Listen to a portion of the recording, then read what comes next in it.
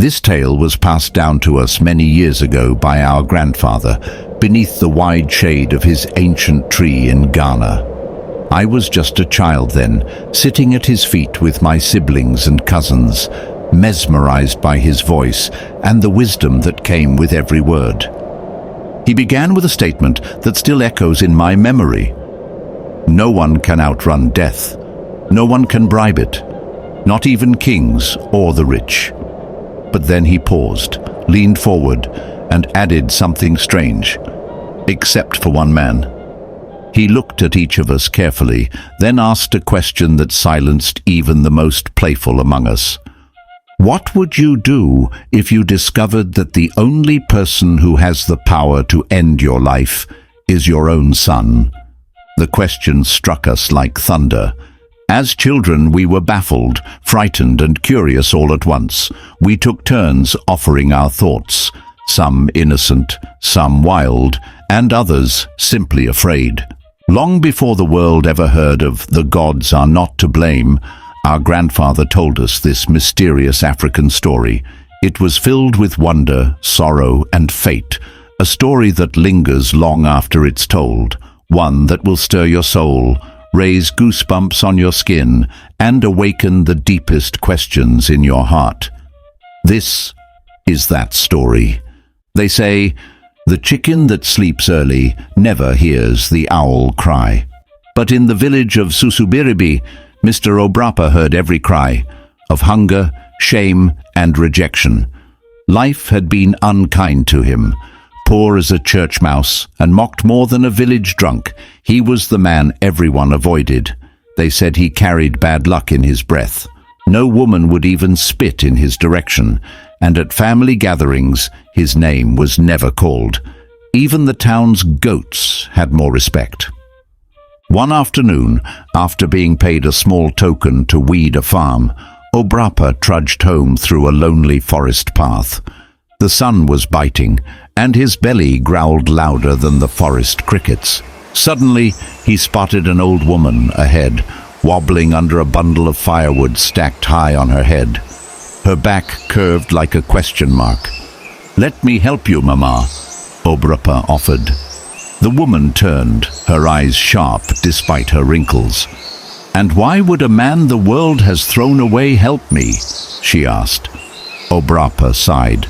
"Because even a broken pot can still carry water."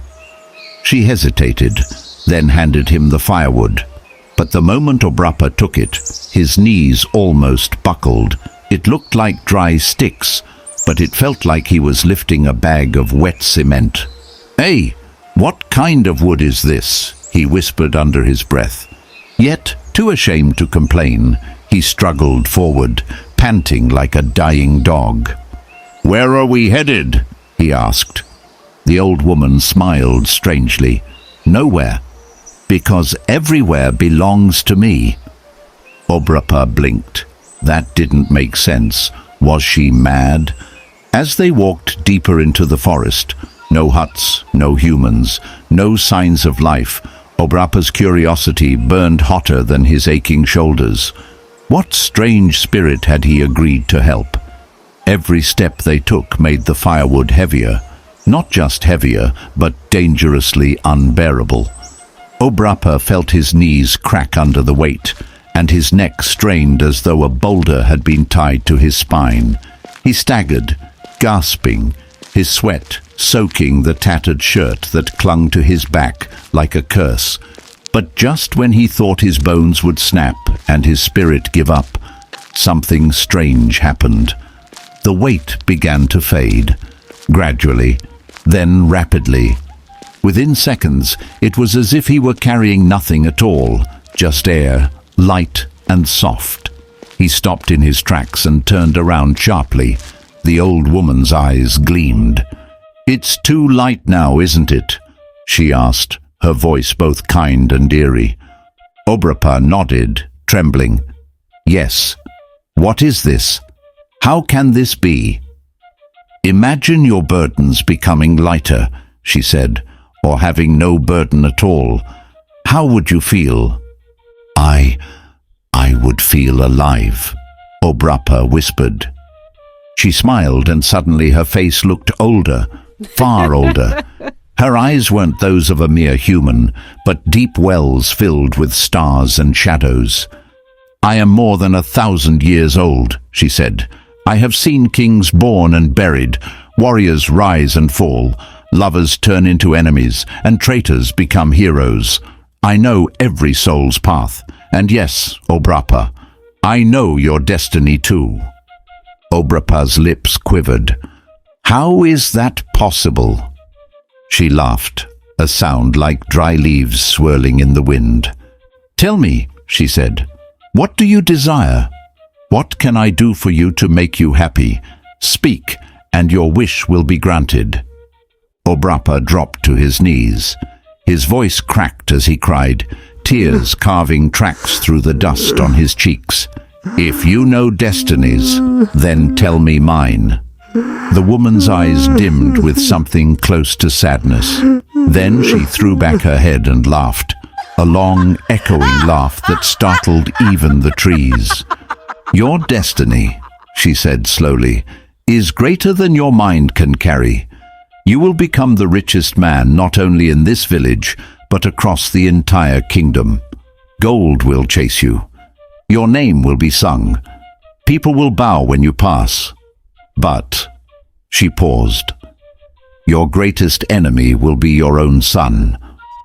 Obrapa stared, confused and horrified. "My son? But I have no wife, no child." "You will," she said calmly, "and the one who bears your name will also bear your downfall. He will rise against you and bring your end." "No, no. Why? Why would he do that?" "It is written, and unless you escape this fate, a fate almost impossible to outrun, you will die by his hand. But," she added with a solemn gaze, "if you do escape it, you shall become older than me. You will not die like a man. You will walk the earth as a god." Silence fell. Even the birds had gone mute. Obrapa's thoughts spun like a whirlwind. How could he become rich? How could he have a child who would kill him? Was this a blessing or a curse? He looked at the woman again, hoping it was a dream, but she was still there, her feet floating slightly above the forest floor. "I don't believe it," he mumbled. "I'm poor, forgotten, cursed. My clothes are torn, and I beg for food." "And yet," the woman said, "the palm tree that stands alone in the desert still produces oil. You are not cursed, Obrapa. You are chosen, but the price of greatness is always high." As she turned to continue walking, the forest around them shifted. Trees leaned. Winds whispered his name. The path behind them had vanished. "Come," she said, "your journey has only just begun." Obrapa was desperate, not for riches, not for fame, but for something far greater, something eternal. As he stood in the presence of the mysterious old woman, who now seemed less human and more divine, he spoke with trembling lips. "Old woman, I don't want gold. I don't want land. I want to see the world the way you see it. I want to understand the destinies of people, past, present, and future. I want to see beyond the veil." The woman squinted at him with eyes older than time. She did not speak at first. She simply gazed into him, deeper than his bones, into his very soul. Then slowly she nodded. "You do not ask for foolish things, Obrapa. You ask for sight, and only those with deep scars in their spirit hunger for such sight." She then lifted her right hand. What seemed to be a frail, wrinkled palm suddenly glowed with golden light. With a wave she told him, "Close your eyes." And Obrapa obeyed. When he opened them again, he was no longer standing on the narrow footpath of the Susubiribi forest. He was in another realm, silent, vast, timeless.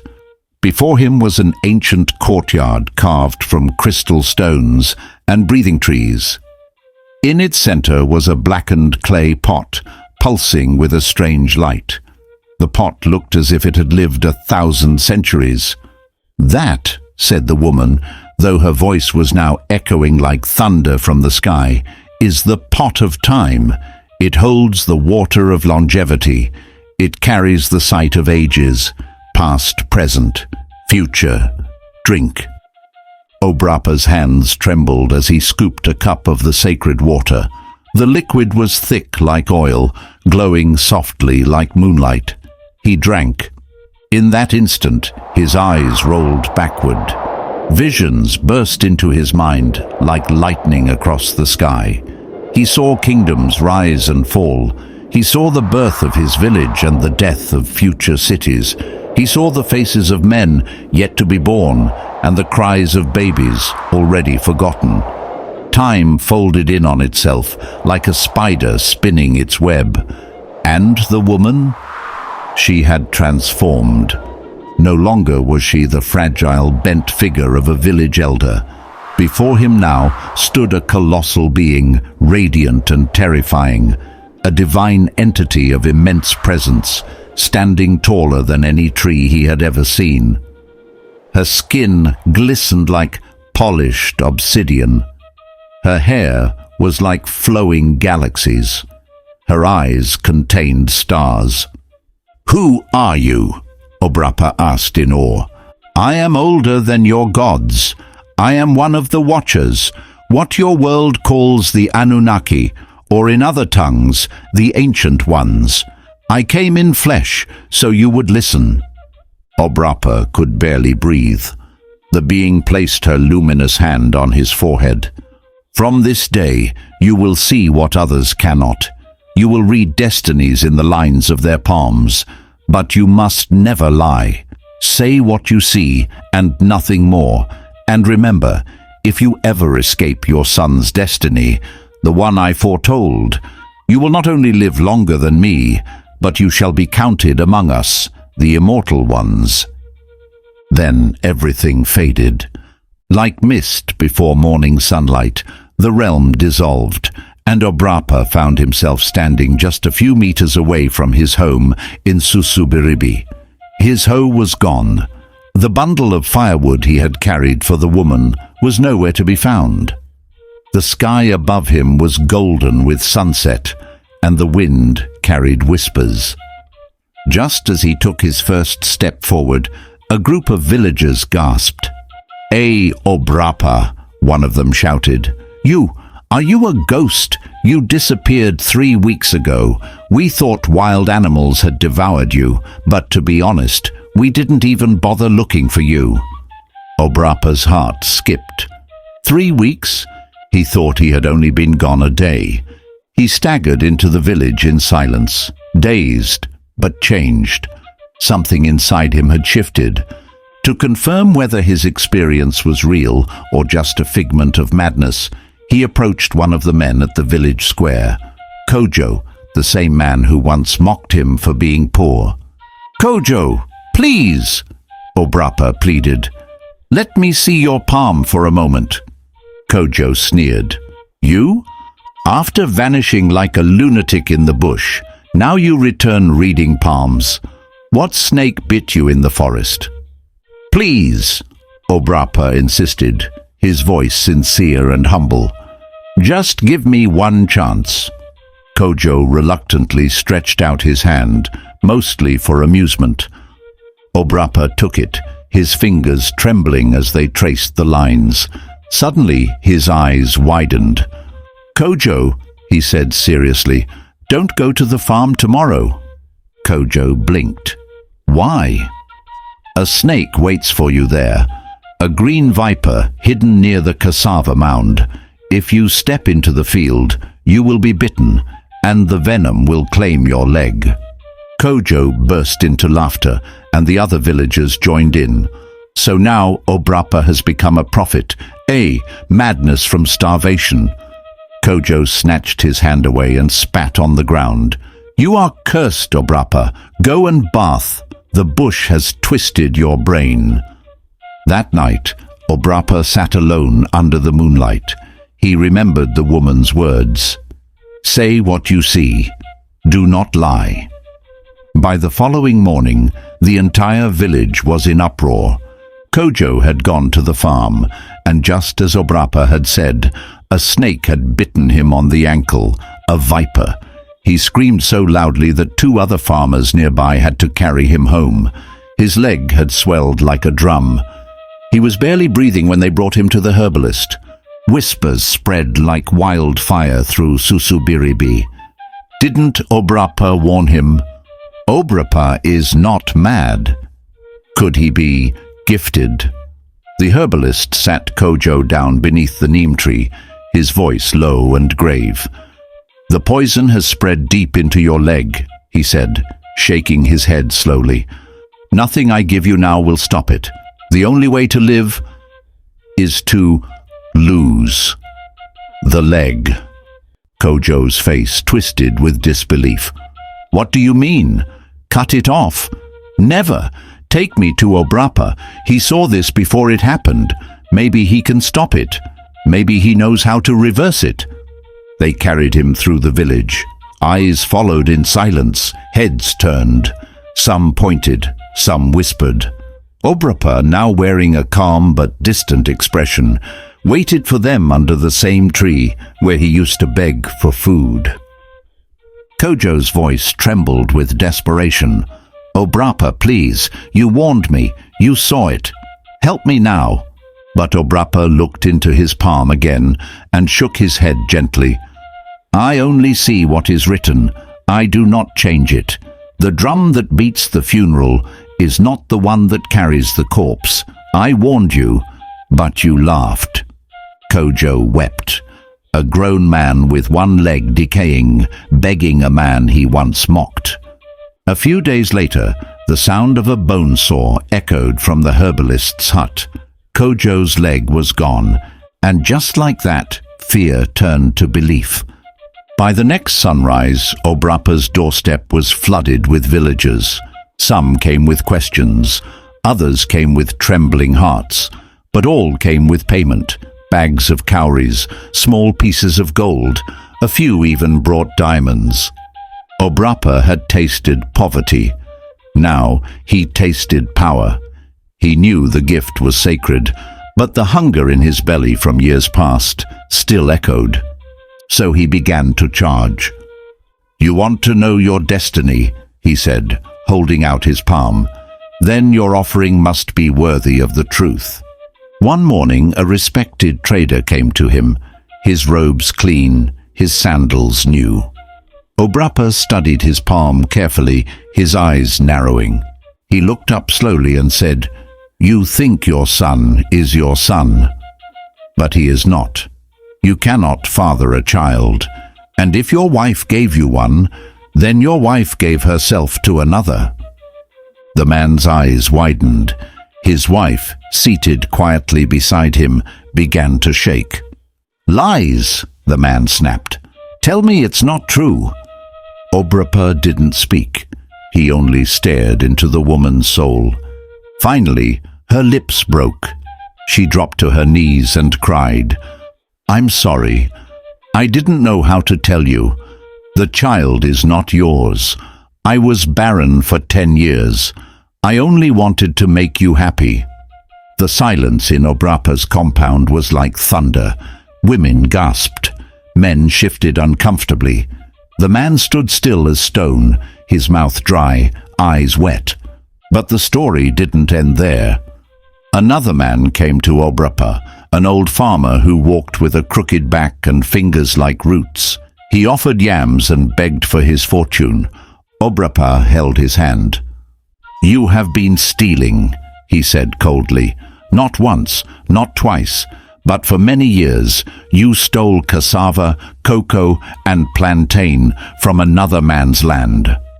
The man's heart dropped. How do you... Obrapa continued, his eyes darkening. The man you stole from never confronted you. Instead, he cursed you beneath the moon, with his blood and his tears. That curse now walks with you. It has bought you, and it will kill you within 7 days. The man fell to his knees. "Please, I didn't know it would go this far.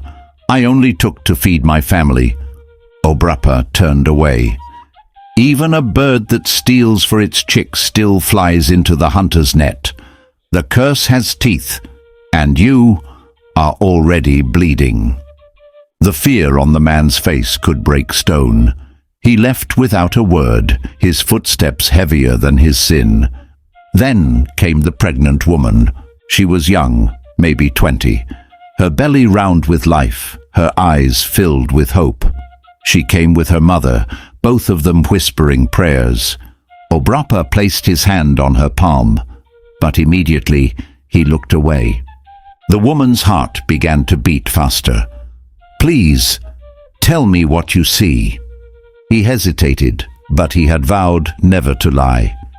"You will go into labor before the moon turns, but your child will not survive." Her scream cut through the air like a knife. "No, please, there must be something I can do." Her mother broke down beside her, clutching her dress, sobbing. Obrapa looked down. "What is written is written. I do not choose what I see." She got up slowly, her legs shaking like plantain leaves in a storm. Her eyes were rivers, but she said nothing more. That night the village was quiet. Even the crickets sang softer. Everyone was thinking of their own destiny, wondering if Obrapa had looked into theirs, and simply not said anything. And yet, while the people both feared and revered him, Obrapa felt a heavy burden. For every gift has its shadow. He could now see destinies with the same ease others saw daylight, but he could not protect himself from his own. Because in his quietest moments, just before sleep pulled him into dreams, he remembered what the old woman had said. "Your son will rise, but not to honor you. He will rise to end you." And Obrapa had not yet even met the woman who would bear him that son. Each day, more than 100 people lined before his compound, some barefoot and broken, others rich in cloth and pride. Chiefs came, elders came, even kings sent their messengers. His house, once an abandoned corner of the village, had become a sanctuary of fate. One morning, as the sun lit up the village like burning amber, a woman arrived. Young, elegant, her eyes filled with wonder. She stretched her hand for Obrapa to read, like so many before her. He took her palm gently, his fingers tracing the lines like an artist reading a sacred map. He paused, then looked up. "You," he said slowly, "will soon become the wife of a king." The woman gasped. "A king?" He nodded. "Prepare yourself. Royalty flows through your veins already. Your time is near." Her knees buckled slightly, not in fear, but in awe. She looked at her hand again, as if she had never seen it before. She smiled softly. "Thank you, wise one," she whispered, her voice trembling. Later that same day, a man came with tired eyes and a heavy heart. His son had traveled across the great forest months ago and had not returned. Many believed he was dead. "Tell me," the man pleaded, "is my son alive or gone to the ancestors?" Obrapa took his hand, closed his eyes, and spoke with calm certainty. "Your son is alive. He walks with the sun and the stars. By this time next month, he will walk back to you." The man wept with relief. "Bless you, Obrapa. Bless your gift." Another farmer arrived, his hands calloused and dark from years of tilling land that bore little fruit. Obrapa did not hesitate. "Leave farming," he said. "Take up hunting. The forest waits for you. Your wealth lies in the bush, not in the soil." And yet another, a hopeful father-to-be, came asking what future awaited his unborn child. Obrapa stared into the man's palm for a moment, then declared, "Your wife will bring forth a son. He will be strong, and he will carry your name for generations." Months later, each prophecy bloomed like a sacred flower. The woman became queen to a newly crowned monarch in a neighboring land. The lost son returned to the village thin but smiling, carrying stories from distant kingdoms. The farmer became a renowned hunter, bringing back antelope, gold hides, and strange meat that sold across the markets. And the man's wife gave birth to a healthy baby boy with wide eyes and a loud cry that shook the compound with joy. Obrapa had seen it all, spoken it all, and never once was he wrong. But even in all this glory, he kept one rule: he would not marry. He remembered the old woman's prophecy: "Your own child will be the one to end your life. If you escape that destiny, you will live forever." So he guarded his heart like treasure. No matter how many women longed for him, no matter how many tried with sweetness, spells, or seduction, Obrapa stood firm. He enjoyed his riches, his peace, his status, but not love, not marriage, not yet. Until the day came when fate outpaced caution. It was a morning like any other. The line at his gate was long and buzzing. A gentle breeze carried the scent of hibiscus and wood smoke. But amid the crowd, one woman stood out like a golden thread in a kente cloth. She was beauty carved by the ancestors, skin like the richest mahogany, eyes deep like the ocean at midnight, and a smile that could soften iron. She waited patiently. When it was her turn, she stepped forward and stretched out her hand. Obrapa took it, but instead of seeing her destiny, he saw his. A great vision overwhelmed him, lands he had not yet seen, victories he had not yet earned, and empires he had not yet built. And at the center of all of them was this woman, by his side, always. She was his soulmate, the missing half of his spirit, the one sent not to destroy, but to fulfill. He hesitated. For the first time in years he broke his silence, not to read a palm, but to speak his truth. "You," he said softly, his voice barely above a whisper, "are destined to be my wife." The woman blinked, stunned. You mean it?" He nodded, unable to lie. "Yes. The spirits have shown me. You were made for me, and I for you." The woman broke into a radiant smile. Her cheeks flushed like the dawn. She stepped forward and lowered her voice. "I've loved you for years," she confessed. "Even when you were mocked and forgotten. I just never knew how to speak to you, but I waited, and now you've spoken." Their eyes locked, not as strangers, but as souls reunited. And for the first time since the forest, Obrapa felt peace not wrapped in fear, but in love. Obrapa, guided by the powerful visions he had seen in her palm, finally married the woman named Abebrese. She was not just beautiful, she was born of royalty. Her lineage traced back to noble blood, and her very name opened doors that Obrapa's power alone could not.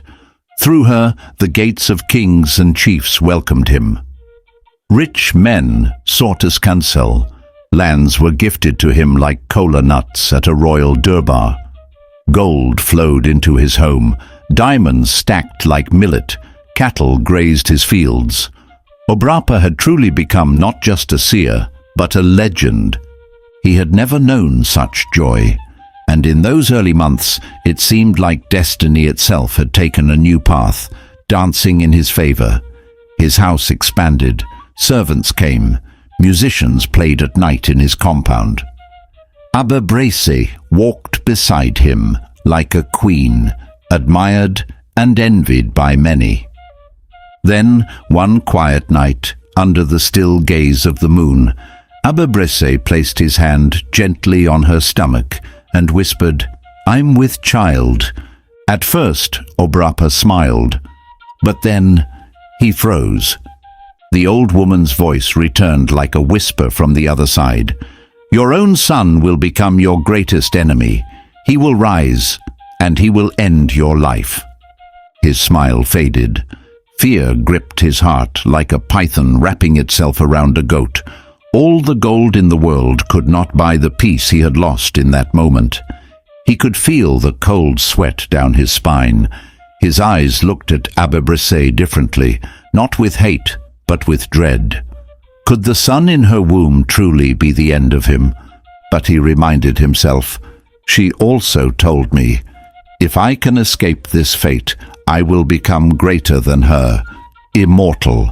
So maybe, just maybe, he still had a chance. He waited a few days before secretly examining Abibresse's palm again, hoping for answers, hoping for a sign that would grant him peace. As he traced the lines with a trembling finger, he saw something. A boy, no doubt. A male child sat in her womb, his star already shining. But beyond that, nothing. It was as though the spirits themselves had drawn a curtain beyond the child's birth. He could not see who the boy would become, what choices he would make, or whether the prophecy would come true. And that terrified him even more. Each night, Obrapa would toss and turn, caught between faith and fear, between destiny and doubt. His heart longed to hold his child, but his mind feared the very thought. He began walking alone through the night, speaking to trees, asking questions to the wind. "Is this the boy who will end me?" Sometimes he would place his ear against Abibresse's belly, trying to hear beyond the heartbeat. "Will you love me or slay me?" he would whisper. He watched Abibresse closely now, not with suspicion, but with a growing ache. She was innocent. She was happy. She spoke to the baby every morning, calling him "my prince," dreaming of the life they would build together. But Obrapa's eyes had changed. He began preparing scrolls of ancient protection rites, amulets buried at the corners of his home, charms made with midnight herbs, prayers whispered into calabash water. The villagers noticed it too. Obrapa had grown quieter, stranger, more intense. Some said he had gone deeper into the spirit world. Others believed fatherhood was humbling him.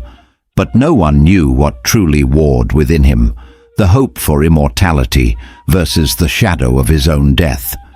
And all the while, the child grew.